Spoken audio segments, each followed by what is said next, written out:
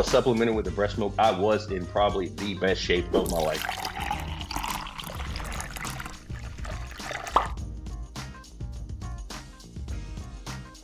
I was getting super lean. My numbers were improving in the gym. I was putting on weight. I was gaining muscle while also losing body fat.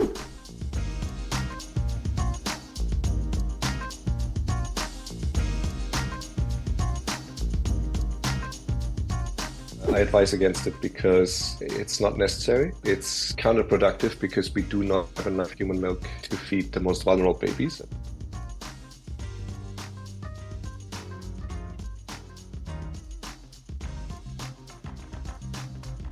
has a lot of protein in it, right? Baby is growing muscles very rapidly, and that's of course what the bodybuilders want as well, right? They want the ideal protein.